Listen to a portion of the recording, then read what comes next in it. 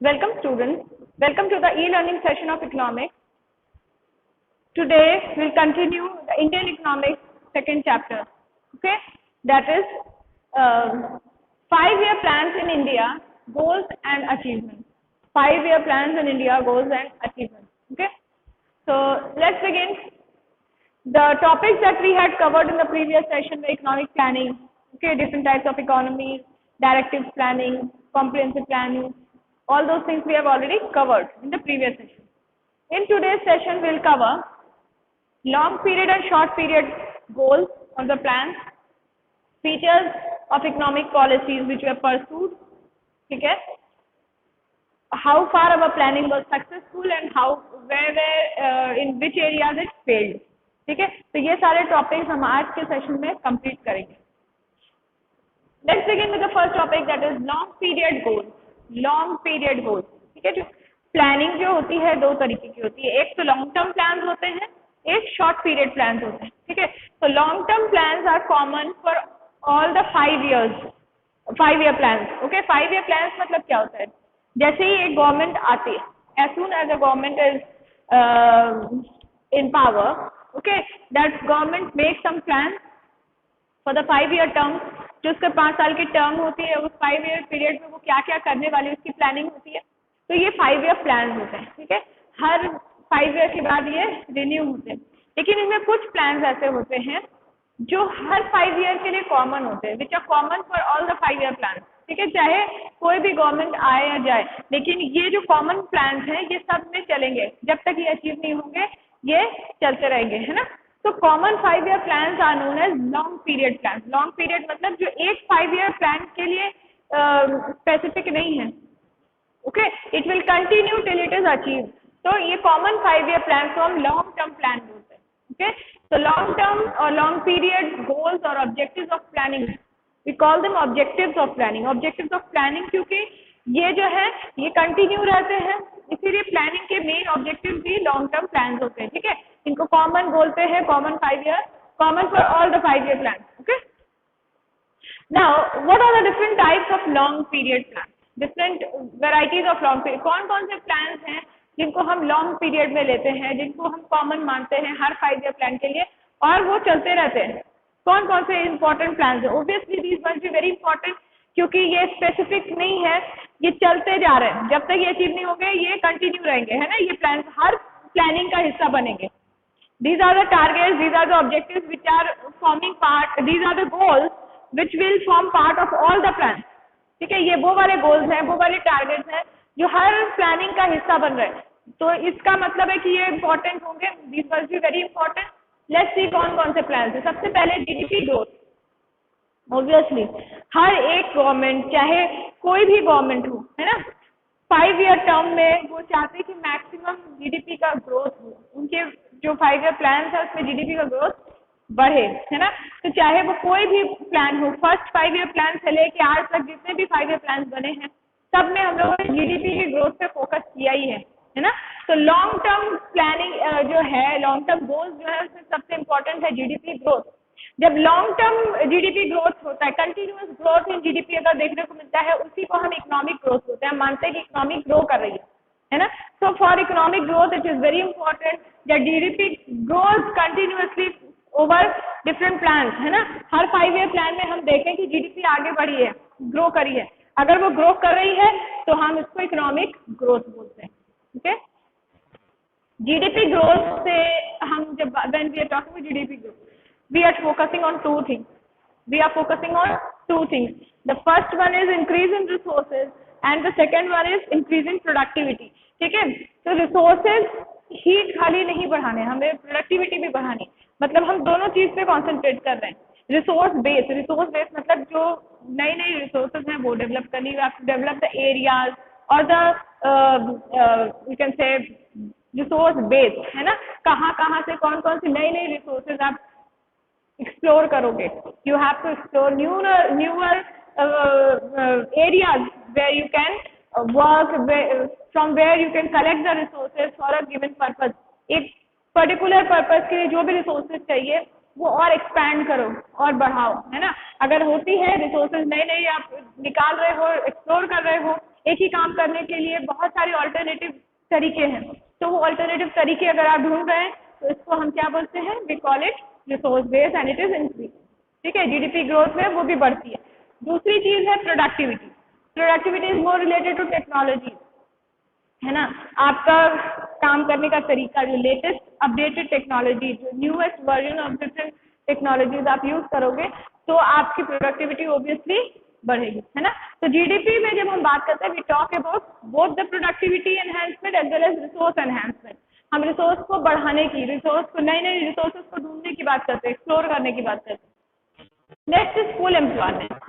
Full employment मतलब it is not just about job, it is also about efficiency, it is also about productivity। ठीक है, तो full employment मतलब अगर हम बात करें, हम रिसोर्सेज को fully employ, okay, full utilization of resources, चाहे वो मैन पावर रिसोर्स हो, चाहे वो कोई और रिसोर्स हो, फिजिकल रिसोर्स हो, नेचुरल रिसोर्स हो, कोई भी रिसोर्स हो, उनका full employment, full use, full utilization होना चाहिए। ठीक है, or when they are increasing, when the employment is increasing, or when we are talking about full employment, we are focusing on greater participation and more sharing। मतलब सारे लोगों का involvement होना चाहिए देश के ग्रोथ और डेवलपमेंट में, सबका योगदान भी हो और सबकी शेयरिंग भी हो। when the country is growing and developing, its benefit should be shared by everyone, है ना। all the different sections of the society are gaining from the growth and development, तब हम इसको फुल एम्प्लॉयमेंट बोलते हैं। Full employment का मतलब सिर्फ जॉब से नहीं है, फुल एम्प्लॉयमेंट का मतलब है जॉब तो है ही, साथ में जितने भी हमारे रिसोर्सेज हैं अलग अलग तरह के, उनको हम फुल्ली एम्प्लॉय करें, फुल यूटिलाइजेशन करें, जिससे कि जो ग्रोथ एंड डेवलपमेंट है वो भी ऑल राउंड हो, ग्रेटर प्रोडक्टिविटी हो, ग्रेटर यूज हो, ग्रेटर क्या बोलते हैं पार्टिसिपेशन हो, सभी लोगों का, सभी section of the society participate करें, है ना। all the population participate in the growth and development process, and also all of them share the benefits of the growth and development, तब हम इसको full employment बोलेंगे। तो ये हमारा एक लॉन्ग टर्म गोल है कि सारे लोगों का पार्टिसिपेशन हो, योगदान हो और सब लोग शेयर करें। ठीक है, next is equity, social equity. Standard of living should be equitable, distribution of income should be equitable, है ना, लोगों के बीच में भेदभाव ना रहे, लोगों के बीच में क्लास का डिफरेंस ना रहे, स्टैंडर्ड का डिफरेंस ना रहे। ये जो rich section and poor section के बीच का जो गैप है इसको छोटा करना, to narrow the gap between rich and poor, इसको हम सोशल इक्विटी बोलते हैं, ना। इक्विटेबल डिस्ट्रीब्यूशन ऑफ वेल्थ, जब नेशनल इनकम ग्रो करेगी तो नेशनल इनकम को ग्रो करना, GDP growth is important, but at the same time it is also very important that the distribution of that growth in income should be more equitable, more fair, है ना, so that everyone gets to share the growth and they get equal share, not just equal in terms of money, equal in the sense equitable in the sense कि अपने अपने हिसाब से सब योगदान दे और सबको उसका फायदा मिले, उनकी ग्रोथ और डेवलपमेंट दिखाई दे, उनके स्टैंडर्ड ऑफ लिविंग ऊपर आए, है ना, पॉवर्टी लाइन से लोग ऊपर आए, सबको जॉब मिले। तो ये सारी जो चीजें हैं इसको हम बोलते हैं social equity, social equitable distribution of wealth. ठीक है, नेक्स्ट इज मॉडर्नाइजेशन। जो लेटेस्ट टेक्नोलॉजीज है, लेटेस्ट अपडेटेड इनोवेशन है, इनोवेटिव आइडियाज है, वो सारे हम यूज करें, है ना। We should not lack in technology, we should not lack in science, we should not lack in experiment and research and development. तो ये सारी चीजों पे हमें इन्वेस्ट करना है, इन सारी चीजों में हमें बाकी देशों के तरह ही आगे आना है। ओके, तो this is our long term goal. ठीक है, जो 5 ईयर प्लान होते हैं उनकी ये लॉन्ग टर्म गोल्स में, कॉमन गोल में आता है। And the last one is self sufficiency.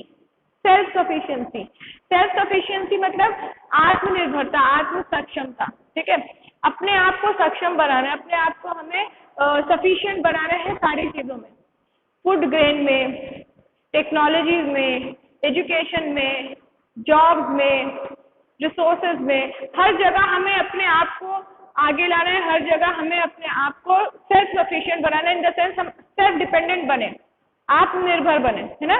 दूसरे देशों पे हमें डिपेंड ना करना पड़े। We should not be dependent on other nations for any kind of help, for anything, क्योंकि अगर हम दूसरों पे डिपेंड करेंगे then we will be under their control, है ना, somehow they will be able to direct us, instruct us, control us.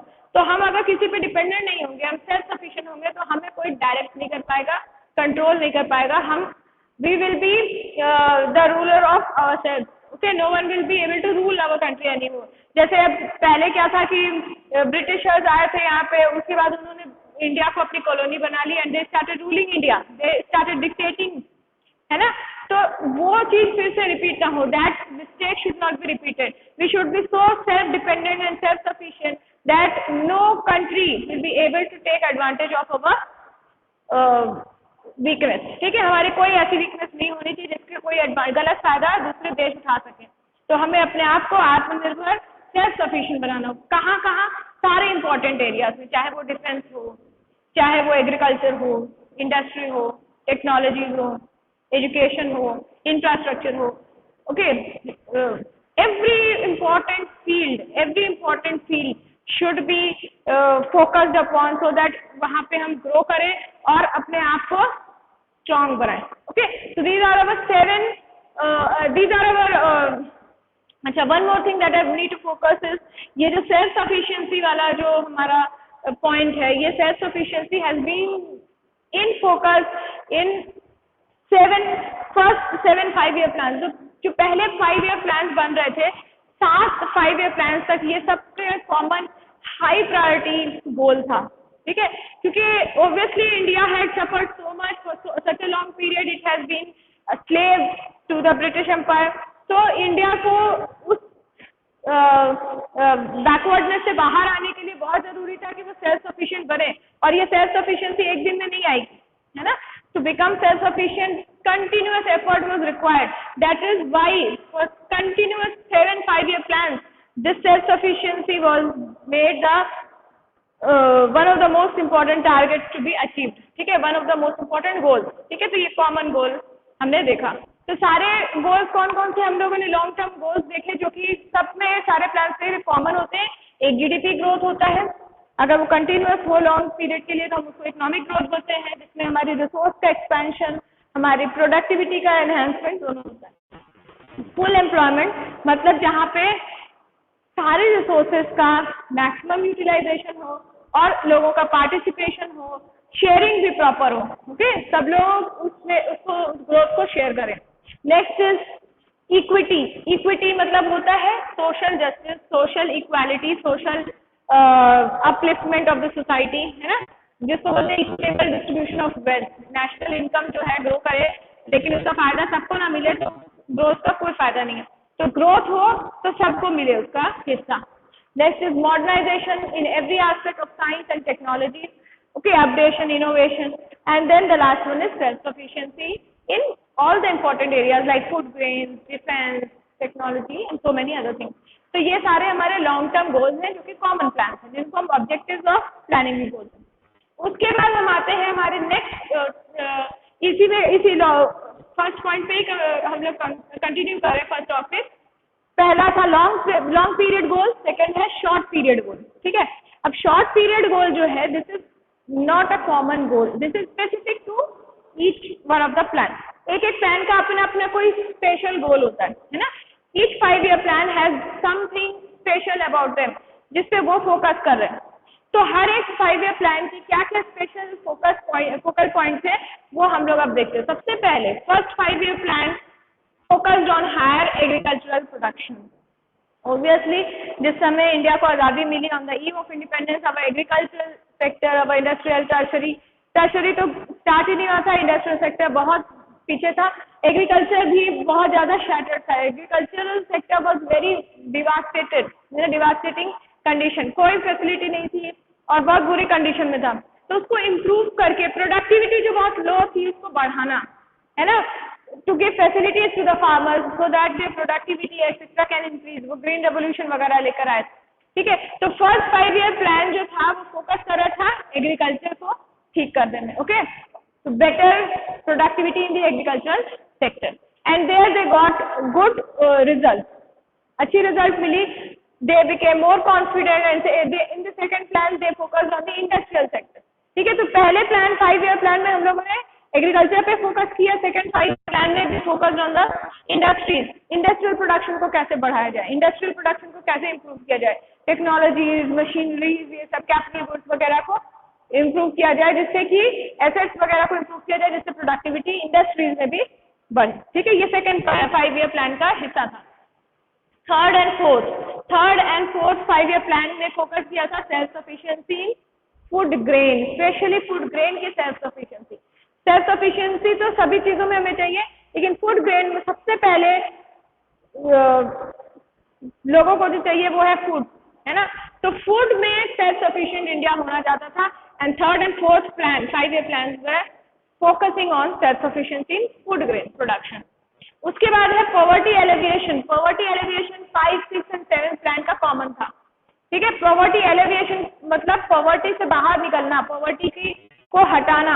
Okay, to get rid of poverty, to remove poverty from India, to have the people come out of the poverty line, to come up, okay, and to raise the standard of living of people. तो ये जो था ये 5, 6 and 7 plan का गोल था। ठीक है, short term period इसलिए बोलते हैं क्योंकि ये बाकी प्लान में वो फोकल पॉइंट नहीं था, है ना। लेकिन ये 3 जो प्लान थे 5 ईयर प्लान, कौन कौन से, 5, 6 एंड 7, इसमें poverty alleviation was very very important. उसके बाद है full employment and universalisation of education. Full employment मतलब raising the efficiency and utilisation of resources, giving more job to people. ठीक है, साथ ही साथ universalisation of education, giving primary जिसको बोलते हैं एलिमेंट्री एजुकेशन टू एवरीवन, है ना। Everyone should have basic education. तो ये universalisation of education was part of the 8th plan. ठीक है, next we move on to the 9th plan, जहां पे हम लोगों ने ग्रोथ देखा, प्राइस स्टेबिलिटी देखी, और हम लोगों ने एनवायरनमेंट के प्रोटेक्शन की तरफ भी ध्यान दिया। तो एनवायरनमेंट को सेफगार्ड करना, ग्रोथ पे ध्यान देना, और साथ में प्राइस को स्टेबल करना, क्योंकि प्राइसेस में राइजिंग रैपिडली, इन सब चीजों को कंट्रोल में लाना। Okay, to control the environment, environmental safeguard. Okay, उसके बाद प्राइस स्टेबिलिटी और जनरल ग्रोथ, ये सारी चीजों पे हमने किस प्लान में फोकस किया, 9th प्लान में। 10th plan, okay, 10th plan focused on the quality of living, quality of life. Okay, better quality of life should be given to all the people. सभी की जिंदगी अच्छी से बीते, लोग बेटर लाइफ जिए, है ना, स्टैंडर्ड ऑफ लिविंग अच्छी हो, लाइफ की एक्सपेक्टेंसी बढ़े, डेथ रेट कम हो, है ना, and the quality of life should be good, healthy life जिए। तो ये सब के लिए कौन से प्लान ने फोकस किया, 10th प्लान में। Okay, next is 11th plan, poverty, job and environment again. ठीक है, तो सस्टेनेबल डेवलपमेंट करना था, पॉवर्टी को हटाना था, जॉब्स प्रोवाइड करना था लोगों को, और एनवायरमेंट को सस्टेनेबल बनाना था, एनवायरमेंट को प्रोटेक्ट करना था। ये सब 11th 5 ईयर प्लान का फोकल पॉइंट था, हिस्सा था। और लास्ट 5 ईयर प्लान जो 12th 5 ईयर प्लान, जिसमें इंक्लूसिव ग्रोथ और सस्टेनेबल डेवलपमेंट की बात हो रही है। ठीक है, इंक्लूसिव ग्रोथ मतलब जिसमें सारे लोगों की पार्टिसिपेशन हो, all sections of the society participate, है ना, सबको इन्वॉल्व करके चले, सबको साथ में लेके चलना है। तो inclusive growth as well as sustainable development, इस तरह से डेवलपमेंट जो प्रोसेस है डेवलपमेंट का, ग्रोथ एंड डेवलपमेंट का, उनको इस तरह से करें जिससे कि जो रिसोर्सेज है वो पूरी की पूरी खत्म ना हो, वेस्ट ना हो, और वो रिसोर्सेज आगे आने वाली जनरेशन को भी उनका फायदा मिले, उनको मिले रिसोर्सेज, है ना। We should not use up all the resources, we should use them cautiously, safely, so that our future generations also have these resources, okay, to use, otherwise we will not leave anything for them. तो ये होता है sustainable development, मतलब growth and development के साथ साथ में आपको एनवायरनमेंट को भी प्रोटेक्ट करना है, अपने रिसोर्सेज को भी बचा के चलना है। ठीक है, कहीं भी वेस्टेज नहीं करनी, एफिशिएंसी को बढ़ाना है, प्रोडक्टिविटी को बढ़ाना है, रिसोर्सेज हर जगह बहुत सोच समझ के कायदे से यूज करनी है। Okay, so these are our short period plans, short period goals जिसको हम बोलते हैं। अलग अलग 5 ईयर प्लान के अलग अलग स्पेसिफिक गोल्स हैं। आपने देखा होगा कि कुछ 5 ईयर प्लान में कॉमन गोल्स भी हैं, लेकिन वो कॉमन सारे प्लान के लिए नहीं है, इसीलिए हम उनको लॉन्ग टर्म गोल्स में नहीं ला रहे हैं। ठीक है, now we move on to the next topic, that is what are the features of economic policies which have been pursued. Economic policies pursued मतलब कौन कौन सी इकोनॉमिक पॉलिसीज प्लानिंग हमने अभी तक की है और उनकी क्या क्या फीचर्स हैं, क्या नेचर है। Okay, so let's begin that. Okay, so What are the features of economic policies which were pursued? हमने जो भी इकोनॉमिक पॉलिसीज परसू की टिल 1991, टिल द ईयर 1991, ठीक है, 1991 ईयर जो था वो बहुत इंपॉर्टेंट है for India because from that year we started new economic policies which we will read about later on, ठीक है, आगे के चैप्टर्स में हम उनके बारे में पढ़ेंगे। तो 1991 तक हमने जो भी इकोनॉमिक पॉलिसीज फॉलो की, विच एवर इकोनॉमिक पॉलिसीज में परसू करना मतलब फॉलो करना, तो हमने जो भी इकोनॉमिक पॉलिसीज फॉलो की हैं 1991 तक उनके क्या क्या फीचर्स थे, हमने क्या क्या चीजें उसमें देखी, what have we noticed about the economic policies of that period, ठीक है। सबसे पहले heavy reliance on public sector, heavy reliance on public sector, economic policies जो उस समय बन रही थी during that period since independence till year 1991 we were focusing more on the public sector, we were relying on the public sector, public sector को ज़्यादा importance दिया जा रहा था, ठीक है, प्राइवेट सेक्टर को उतनी इम्पोर्टेंस नहीं दी जा रही थी, प्राइवेट सेक्टर को थोड़ा सा रेस्ट्रिक्ट किया जा रहा था। तो heavy reliance on public sector, public sector को इतना इम्पोर्टेंस क्यों दिया जाता था, क्योंकि हमने पढ़ा है कि जो पब्लिक सेक्टर है, गवर्नमेंट सेक्टर है, उनका सपोर्ट बहुत ज़्यादा जरूरी था उस समय। It was very very necessary that the government take active participation in the growth and development of the country because their support was needed at that time. India was very very weak, stagnant, backward economy, productivity was very low, growth was very low. तो ये सब चीज से बाहर आने के लिए, growth process को स्टार्ट करने के लिए एक पुश की जरूरत थी, है ना, एक सपोर्ट की जरूरत थी जो कि गवर्नमेंट दे सकती थी। प्राइवेट सेक्टर वो पुश नहीं दे सकता था क्योंकि प्राइवेट सेक्टर एक तो लिमिटेड है, दूसरी चीज private sector will focus on its own personal growth. हमें क्या ऑलराउंड ग्रोथ की, हमें सोशल वेलफेयर की, हमें अपने पॉपुलेशन की ग्रोथ एंड डेवलपमेंट की, मतलब पॉपुलेशन की वेलफेयर की ग्रोथ एंड डेवलपमेंट की जरूरत थी। इसके लिए हमें गवर्नमेंट का सपोर्ट ज्यादा चाहिए था एट दैट टाइम, ठीक है। तो what we were doing during that period, during till the year 1991 our economic policies were made in such a manner that public sector was being given more push, focus, public sector was given more importance, ठीक है। 17 industries को reserve कर दिया गया था public sector के लिए and only 12 were given to the private sector, ठीक है। तो बहुत सारी important industries, important sectors, areas were reserved only for the public sector at that time. Second feature is regulated development of the private sector. As I told you कि private sector जो है उसको हम लोगों ने उस समय बहुत ज्यादा इंपॉर्टेंस नहीं दी थी क्योंकि प्राइवेट सेक्टर जो है वो सेल्फ ग्रोथ के लिए, इंडिविजुअल गेन के लिए काम करता है। तो प्राइवेट सेक्टर को उस समय थोड़ा रेस्ट्रिक्ट किया गया था जिससे कि कंट्री का ओवरऑल ग्रोथ हो सके, जनता का ग्रोथ एंड डेवलपमेंट हो सके, सोशल वेलफेयर हो सके, रिसोर्सेज जो है एक पर्सन के लिए ना यूज हो, सबके लिए यूज हो, है ना। इसीलिए प्राइवेट सेक्टर को रेस्ट्रिक्टिव तरीके से ग्रो करने दिया जा रहा था। रेस्ट्रिक्टिव मतलब MRTP एक्ट है ना, monopolies and restrictive trade policies act लाया गया था। क्यों लाया गया था? जिससे कि कोई भी अपने मन से कोई भी बिजनेस स्टार्ट ना कर पाए, है ना। प्राइवेट सेक्टर को कुछ भी करना है, कोई भी एक्टिविटी, तो उनको पहले लाइसेंसिंग की परमिशन की जरूरत थी, है ना, रजिस्ट्रेशन की जरूरत थी। तो ये सब चीजें, ये सब बहुत सारी पॉलिसीज बनाई गई थी उस समय जिससे प्राइवेट सेक्टर को बहुत ज्यादा ग्रो न करने दिया जाए, उनको लिमिट में रखा जाए जिससे कि पब्लिक सेक्टर जो है वो पूरे ओवरऑल इंडिया के ग्रोथ एंड एक्सपेंशन पे वर्क कर पाए, ठीक है। अगर प्राइवेट सेक्टर ज्यादा ग्रो कर जाता तो रिसोर्सेज क्या हो जाती, डिस्ट्रीब्यूट हो जाती, बढ़ जाती। तो रिसोर्सेज को पब्लिक सेक्टर के लिए सेव रखने के लिए प्राइवेट सेक्टर को लिमिटेड रखा गया था, रेस्ट्रिक्ट किया गया था, ठीक है। सिर्फ कुछ ही एरियाज में उनको अलाउ किया जा रहा था, वो भी with licence and with registration and so many other formalities, ठीक है। तो कम ही लोग प्राइवेट सेक्टर में थे उस समय। प्राइवेट सेक्टर के जितने पार्टिसिपेंट्स थे they were very very few. Next, protection of small scale industries and regulation of large industries. Small industries को प्रोटेक्शन देना, प्रोटेक्ट करना मतलब कंपटीशन से, बाहर के कंट्रीज की कंपटीशन से, मशीन मेड गुड्स की कंपटीशन से, तरह तरह के कंपटीशन से उनको सेव करना, जिससे कि जो स्मॉल इंडस्ट्रीज है, स्मॉल वर्कर्स हैं, स्मॉल इंडस्ट्रीज हैं, उनके काम को, उनके प्रोडक्ट्स को डिमांड किया जाए, है ना, दे हैव अ मार्केट। तो उनके प्रोटेक्शन के लिए उनको कंपटीशन से और तरह तरह के डिफिकल्टी से सेफ गार्ड किया जा रहा था, जिससे कि वो ग्रो एंड डेवलप कर सके। Small industry should be able to stand up, क्योंकि जो देखिए हमारे जो कॉटेज इंडस्ट्रीज थी, हमारे जो उस समय हैंडीक्राफ्ट इंडस्ट्रीज थी, ये सब बहुत आगे थी, they were very flourishing, but due to the onset of British empire, British लोग जब यहाँ पे आए उन्होंने हमारे कॉटेज इंडस्ट्री को, स्मॉल इंडस्ट्रीज को, हमारे हैंडीक्राफ्ट इंडस्ट्री को बहुत शैटर किया, दे डिवास्टेटेड इट।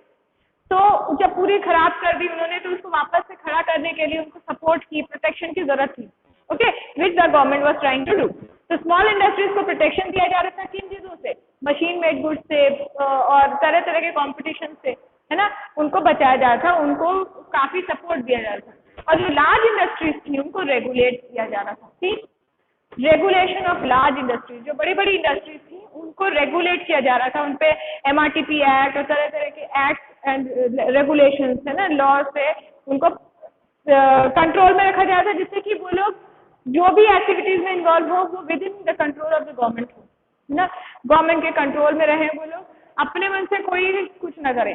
तो that phase was very very crucial for India, है ना, to again come back and stand on its 2 feet.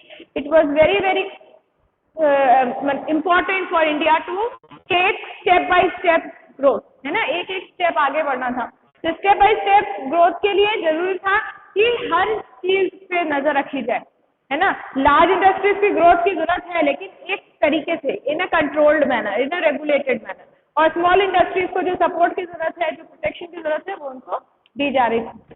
Next is development of heavy and strategic industries, जितनी भी इंजीनियरिंग सेक्टर, IT इंडस्ट्रीज, है ना, science and technology, जो भी heavy industries हैं, जो स्ट्रेटेजिक एरियाज हैं, उनके ग्रोथ और डेवलपमेंट पे ध्यान दिया जा रहा था, ठीक है। तो जो स्ट्रेटेजी वाइज इंडिया के ग्रोथ और डेवलपमेंट के लिए, सेफ्टी के लिए जरूरी था, उन चीजों पे फोकस, उन एरियाज पे फोकस किया जा रहा था। तो हेवी एंड स्ट्रेटेजिक इंडस्ट्रीज, ठीक है, इंजीनियरिंग, गुड्स, डिफेंस, ये सब चीजों पे फोकस किया जा रहा था। Next is focus on savings and investment. Obviously India में अगर इनकम जनरेट होगी, उनकी प्रॉपर सेविंग और इन्वेस्टमेंट बहुत जरूरी, जिससे कि वो आगे फर्दर ग्रोथ में हेल्प करे, है ना। It should help in further growth and expansion of the country.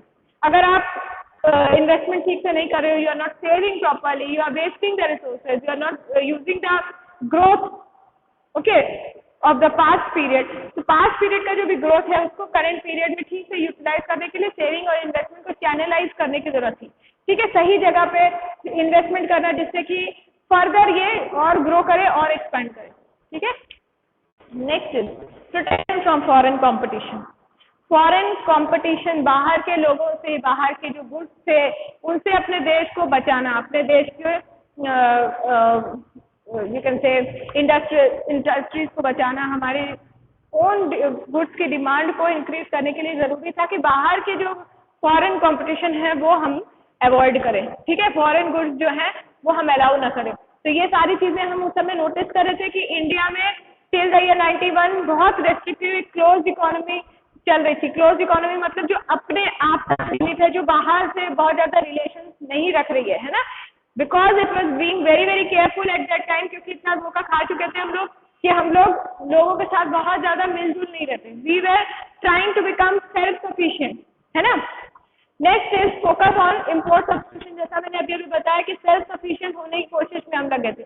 Import substitution, import मतलब बाहर से सामान खरीदना, बाहरी देशों से सामान खरीदना, तो purchase goods from other countries. So we were trying not to purchase goods from other countries.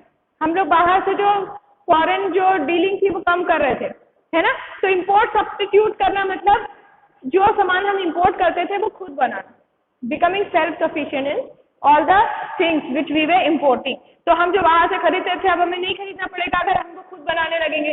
तो इसी चीज पे फोकस किया जा रहा था कि बाहर से ना खरीदना पड़े, हम खुद सेल्फ सफिशिएंट हो जाए हर चीज में, ठीक है। Next is restriction on foreign capital. देखिए फॉरेन कैपिटल मतलब फॉरेन इन्वेस्टमेंट, बाहर के लोग जो हमारे देश में इन्वेस्ट करते हैं, बाहर की जो कैपिटल है, बाहर का जो पैसा हमारे देश में लोग इन्वेस्ट करते हैं उसको भी हम अवॉइड कर रहे थे। क्यों? क्योंकि अगर लोग ईस्ट इंडिया कंपनी जो ब्रिटिशर्स हैं वो वैसे ही चाहे थे ना, इन्वेस्टमेंट करने ही चाहे थे, बिजनेस करने आए थे and then they started ruling our country. So why we were being cautious? We did not want to repeat the same mistake, है ना. हम लोगों ने बहुत कॉशियसली ये डिसीजन लिया था कि बाहर के लोग, बाहर का सामान, बाहर का पैसा हम यहाँ अपने देश में अलाउ नहीं करेंगे. तो we were being very restrictive, very controlled, very cautious at that time. Centralised planning जो थी वो सेंट्रलाइज थी in the sense government control में थी. ठीक है, आज हम जैसे मिक्स इकोनॉमी देख रहे हैं, उस समय भी मिक्स इकोनॉमी थी, लेकिन प्राइवेट सेक्टर कंपैरेटिवली बहुत ज्यादा नैरो था. Private sector was, you can say, एक कॉर्नर्ड था. इट वाज कॉर्नर्ड, है ना, एक साइड में था, उसको उतना ज्यादा इंपॉर्टेंस नहीं दिया गया था. It was very restricted. तो मेजर रोल किसका था? पब्लिक सेक्टर का. गवर्नमेंट का रोल बहुत ज्यादा था. तो मेजरली एक सोशलिस्ट इकोनॉमी थी, लेकिन मिक्स इसलिए बोलते क्योंकि private sector was also there, है ना. सिर्फ अगर पब्लिक सेक्टर होता तो हम उसको सोशलिस्ट, कंप्लीट सोशलिस्ट बोलते, लेकिन वैसा नहीं था. आप इसको डायरेक्टिव प्लानिंग भी बोल सकते हो, डायरेक्टिव प्लानिंग, है ना. और you can say comprehensive planning बोल सकते हो. सॉरी, कॉम्प्रिहेंसिव क्यों? क्योंकि डायरेक्टिव प्लानिंग तो कैपिटलिस्ट इकोनॉमी में रखती है. कॉम्प्रिहेंसिव क्यों है? क्योंकि यहाँ पे complete direction and control government का है, लेकिन प्राइवेट सेक्टर भी स्मॉल लेवल पे वर्क कर रहा है ना. प्राइवेट सेक्टर को भी मौका दिया जा रहा है to grow and develop, but in a restrictive manner. ठीक है, तो कॉम्प्रिहेंसिव टाइप की प्लानिंग चल रही थी मिक्स्ड इकोनॉमिक स्ट्रक्चर का, लेकिन फोकस पब्लिक सेक्टर को ज्यादा पुश किया जा रहा था, ज्यादा इंपॉर्टेंस दी जा रही थी. Okay, now we move on to the topic, that is how do you think we have succeeded in achieving our goals. Now we move on to the last two topics, that is success and failure of the plan. जितनी भी planning हम लोगों ने year 1991 तक की थी, उन plans का क्या हुआ? How far we were able to succeed and in which areas we failed, okay, as an economy. तो ये सारी चीजें अब हम पढ़ेंगे. सबसे पहले है सक्सेस ऑफ द प्लान. ठीक है, जो भी अचीवमेंट्स थे हमारे प्लानिंग के 1991 तक, ईयर 1991 तक हम लोगों ने जो भी अचीव किया था, let's discuss first. First thing, increase in national income. National income में ग्रोथ देखने को मिला. ठीक है, फर्स्ट 5 ईयर प्लान में सबसे अच्छा ग्रोथ देखने को मिला था नेशनल इनकम में, जहाँ अपने टारगेट जो था उससे अच्छा अचीवमेंट करके देखे थे. उसके बाद जो ग्रोथ था कांस्टेंट तरीके से हो रहा था, लेकिन टारगेट अचीव नहीं कर रहे थे हम, टारगेट से थोड़ा पीछे चले थे, but still we were growing, है ना. ऐसा नहीं था कि एकदम स्टैग्नेंट ग्रोथ, जैसा कि इंडिपेंडेंस से पहले जो स्टैग्नेंट ग्रोथ था, ब्लीक ग्रोथ जिसको बोलते बहुत स्लो ग्रोथ था, वैसा नहीं था. लेकिन हाँ, जो टारगेट हमारा था वहां हम नहीं पहुंच पा रहे थे, but still we were moving, we were growing. ठीक है, तो national income was increasing. Next, increase in per capita income. Per capita income में काफी अच्छा ग्रोथ देखने को मिला था during the planning phase.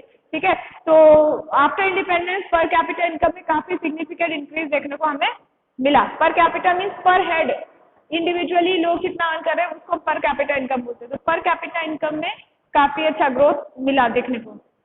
Rise in savings and investments. Investments and savings में ग्रोथ हुआ, डेवलप, क्योंकि as the people started earning, as the standard of living started increasing, है ना, as the income started increasing, it was visible in as an increase in savings and investment also. जैसे जैसे income बढ़ेगी तो savings भी बढ़ती है, investment भी बढ़ता है, तो वो चीज हमें दिखा, सेविंग और इन्वेस्टमेंट में इंक्रीज देखने को मिली. Institutional and technical changes in agriculture. Agriculture में बहुत सारे रिफॉर्म्स लाए गए, लैंड रिफॉर्म्स आए, है ना, बहुत सारी इंफ्रास्ट्रक्चरल फैसिलिटीज दी गई, टेक्निकल डेवलपमेंट किया गया, साइंटिफिक एक्सपेरिमेंट्स किए गए, जिससे कि एग्रीकल्चरल प्रोडक्टिविटी एनहांस हो, है ना. तो एग्रीकल्चर में अच्छा खासा ग्रोथ हम लोग को देखने को मिला. एग्रीकल्चर प्रोडक्टिविटी काफी एनहांस हुई थी, इंप्रूव हुई थी. इंडस्ट्रियल ग्रोथ एंड डेवलपमेंट भी हुआ. ओके, मेजर जो भी हमारी इंजीनियरिंग, हैवी गुड इंडस्ट्रीज और तरह तरह की इंडस्ट्रीज सेटअप हुई ड्यूरिंग दिस पीरियड, है ना, आफ्टर इंडिपेंडेंस. जो हमारे पास बिल्कुल कोई industrial sector eight that time before independence was very, you can say, dismal in condition. Industrial sector था ही नहीं, समझ लीजिए, है ना. फ्यू इंडस्ट्रीज ही सेटअप थे, फ्यू एरियाज में ही हमारे पास कुछ था, बाकी हमारे पास कोई इंडस्ट्री वगैरह थी नहीं, हैवी इंडस्ट्री तो थी नहीं, कैपिटल गुड इंडस्ट्री नहीं थी, और जो स्मॉल इंडस्ट्रीज वगैरह थी भी तो वो बेकार हो चुकी थी. तो ये सब चीजों को रिवाइव किया गया हैवी इंडस्ट्रीज सेटअप किए गए, इंजीनियरिंग स्ट्रेटेजिक एरियाज में इंडस्ट्रीज लाई गई, ठीक है, स्ट्रेटेजिक जो सेक्टर्स हैं उनको डेवलप किया गया। उसके बाद economic infrastructure and social infrastructure दोनों पे ध्यान दिया गया, मतलब school, colleges, bridges, road, dams and these things were developed as well as social infrastructure, मतलब लोगों को प्रॉपर हेल्थ, सैनिटेशन ये सब भी प्रोवाइड किया गया, जिससे कि उनकी डेथ रेट वगैरह कम हो, बर्थ रेट भी कंट्रोल में आए, है ना। तो प्रॉपर फैसिलिटीज दी गई जिससे उनकी लाइफ एक्सपेक्टेंसी बढ़ सके, उनकी लाइफ की जो कंडीशन है ना, जो quality of life they are leading वो इम्प्रूव हो सके, सोशल स्ट्रक्चर इम्प्रूव हो सके। तो ये दोनों पे वर्क किया गया है, economic as well as social infrastructure. Then employment was also improve, obviously जैसे जैसे इंडस्ट्रीज आ रही थी, जैसे जैसे एग्रीकल्चरल एक्सपेंशन हो रहा था, सभी सेक्टर्स में एम्प्लॉयमेंट अपॉर्चुनिटीज भी जनरेट हो रही थी, लोगों को एम्प्लॉयमेंट मिलने लगा था, ठीक है। And then international trade although it was restrictive, बहुत ज़्यादा openly we were not trading, we were not a open economy at that time, we were closed economy, है ना। इम्पोर्ट करने से तो हम पूरी तरह बच रहे थे, we were not importing goods from people but we were exporting goods, export हम कर रहे थे क्योंकि एक्सपोर्ट करना जरूरी भी था, लेकिन बहुत ज्यादा एक्सपोर्ट नहीं कर रहे थे। और दूसरी चीज जो एक्सपोर्ट हम कर रहे थे वो उस कॉम्पोजिशन ऑफ ट्रेड में चेंज आ रहा है। कॉम्पोजिशन में हम क्या चीज में डीलिंग कर रहे हैं, हम किस चीज को ट्रेड कर रहे हैं, किस चीज को एक्सपोर्ट कर रहे हैं, इसमें चेंज आया है ना। और ये सबसे जरूरी था क्योंकि when we were before independence, when we were British rule, we were exporting primary goods, we were exporting raw materials, है ना, जो कि बहुत अच्छा नहीं माना जाता। Now after independence, we were focusing on proper finished goods, we were exporting finished goods, ठीक है। तो finished goods आप जब सप्लाई करते हो ना तो वो एक्चुअली ग्रोथ का साइन होता है, it shows that you are growing, okay. तो इंटरनेशनल ट्रेड लिमिटेड था हमारा, जिसमें इंपोर्ट हम बहुत कम करते थे, एक्सपोर्ट हम कर रहे थे लेकिन बहुत ज्यादा नहीं कर रहे थे, लेकिन जो हम कर रहे थे हम उसमें बोल सकते हैं कि we were growing because we started changing the composition of our trade. We were not trading in primary goods or raw materials any longer. We were trading in finished products. We were supplying finished goods to other countries, okay। तो हम बोल सकते हैं international trade भी improve हुआ था हमारा, ठीक है। तो क्या क्या एरियाज में हमने सक्सेस देखी, नेशनल इनकम का ग्रोथ हुआ, पर कैपिटा इनकम जनरेट हुई, एम्प्लॉयमेंट अपॉर्चुनिटीज इंक्रीज हुई, इंडस्ट्रियल एंड एग्रीकल्चरल सेक्टर में ग्रोथ एंड डेवलपमेंट देखने को मिला, social and economic infrastructure develop हुआ, है ना। एंड देन इंटरनेशनल ट्रेड में भी एनहांसमेंट देखने को मिला, ठीक है। Now we come to the failure, which are the areas where we failed in this plan. जो भी प्लानिंग हमने की थी कहाँ कहाँ पे ये फेल हो गई, कहाँ कहाँ पे वर्क नहीं कर पाई, अचीवमेंट नहीं, अपना टारगेट अचीव नहीं कर पाई। फर्स्ट थिंग इज पॉवर्टी पे हम कंट्रोल नहीं लगा पाए। ऑल्दो आप देख रहे हो कि पर कैपिटल इनकम भी बढ़ रही थी, नेशनल इनकम भी बढ़ रही थी, एम्प्लॉयमेंट अपॉर्चुनिटीज भी मिल रही थी, जो पॉवर्टी थी इंडिया में उसको हम बहुत अच्छे से कंट्रोल नहीं कर पा रहे थे। India was still very very poor and the percentage of poor in India was very high, ठीक है। Still after so much of economic planning, so much development, so much effort, still poverty पे हम control नहीं कर पा रहे, ठीक है। We are not able to control the poverty, we are not able to pull the people out of the poverty, above the poverty line. Then high rate of inflation, inflation की जो rate थी, inflation means continuous rise, out of control price rise, है ना। तो ये जो out of control price rise था ये हम कंट्रोल नहीं कर पा रहे थे। In the first 5-year plan, only in the first 5-year plan, this price was a little bit lowered, है ना। जो प्राइस जो था, prices were coming down only in the first 5-year plan। उसके अलावा जितने भी लेटर प्लान बने, बाद वाले प्लान, कभी भी इन्फ्लेशन को हम लोगों ने कंट्रोल नहीं किया। Inflation was always on a rising you can say note, है ना। It was always increasing. तो इन्फ्लेशन मतलब continuous increase in price of general goods, necessary goods, तो वो हमेशा से रहा है। तो हमने दो चीज पे कोई कंट्रोल नहीं पाया, एक तो पॉवर्टी पे सब कुछ करने के बाद भी we were not able to increase the standard of living of the people, to remove poverty from India, है ना। Still many people, a very high percentage of the population was very very poor in India. और world के comparison में भी, पूरे world की जो poor population है उनके कंपैरिजन में भी इंडिया में बहुत हाई 50% ऑलमोस्ट वर्ल्ड के पुअर है वो इंडिया में। तो ये कंडीशन है। हाई रेट ऑफ इन्फ्लेशन जो है वो भी बहुत ज़्यादा इम्पोर्टेंस रखता है इन इंक्रीजिंग द पॉवर्टी, क्योंकि लोगों के पास इतना पैसा नहीं है, चीज़ों का दाम इतना ज़्यादा बढ़ रहा है, people are not able to buy goods, ठीक है। तो स्टैंडर्ड ऑफ लिविंग इम्प्रूव नहीं हो पा रही। इसके अलावा अनएम्प्लॉयमेंट क्राइसिस, इतनी सारी एम्प्लॉयमेंट जनरेशन प्रोग्राम्स आए हैं ना, मनरेगा और ये वो, हम लोगों ने बहुत कुछ ट्राई किया, but still we were not able to succeed in giving employment to all the population. जिनको काम करने की इच्छा है, जो काम करने के लिए राजी हैं, उनको हम एम्प्लॉयमेंट नहीं दे पा रहे कंप्लीटली, सबको नहीं दे पा रहे, ठीक है। तो एम्प्लॉयमेंट में अभी भी हम पीछे हैं। इनएडिक्वेट इंफ्रास्ट्रक्चर, जितना भी हम बोले कि इंफ्रास्ट्रक्चर डेवलप हुआ है, लेकिन when we compare it with the population explosion it is nothing, ठीक है। तो जिस हिसाब से हमारी पॉपुलेशन बढ़ रही है उस हिसाब से अगर हम अपने इंफ्रास्ट्रक्चर डेवलपमेंट को देखें तो वो काफी कम पीछे चल रहा है ना। हर एक पर्सन को इंफ्रास्ट्रक्चर फैसिलिटीज नहीं प्रोवाइड कर पा रहे हैं। स्क्यूड डिस्ट्रीब्यूशन, स्क्यूड मीन्स टेढ़ा, स्क्यूड मीन्स अनबैलेंस। स्क्यूड क्यों है? हमारा जो डिस्ट्रीब्यूशन है इनकम का वो इक्विटेबल नहीं है ना। कोई एक दो लोग बहुत अमीर है, बाकी की जनता बहुत गरीब है, तो इस तरह का जो डिस्ट्रीब्यूशन चल रहा है इसको बोलते हैं स्क्यूड डिस्ट्रीब्यूशन, टेढ़ा मेढ़ा, है ना, इम्बैलेंस, जिसमें कुछ लोग, very few people are very rich and all the rest of the people are very poor. तो इस तरह का जो डिस्ट्रीब्यूशन है, तो हम उसमें ये नहीं बोल सकते कि हमने अपने टारगेट्स को अचीव किया, we have been successful in achieving the goals, ठीक है। तो सारे गोल्स अचीव नहीं हो पाए हैं। ये सारे हमारे 5 ईयर प्लान थे। हमने आज के सेशन में क्या क्या पढ़ा कि लॉन्ग टर्म गोल्स क्या क्या थे, उनके लिए हमने जो प्लानिंग की, लॉन्ग टर्म गोल्स हम कहाँ तक अचीव कर पाए, शॉर्ट टर्म गोल्स क्या थे उनको हम कहाँ तक अचीव कर पाए, ठीक है। उसके अलावा we also studied about the features of the plan. हमारे जो 1991 ईयर तक की जो प्लानिंग थी, इकोनॉमिक प्लानिंग, उनके फीचर्स क्या थे, ये सब हम लोगों ने आज के सेशन में कंप्लीट किया। So we have completed the second chapter of Indian economics, okay, that is dealing with a 5-year plan. We will move on to the next topic in our next session, okay. Till then you go through the notes, read the book, complete the assignments also. If you face any difficulty, if you face if any point is not clear to you, you can ask. Thank you so much, students.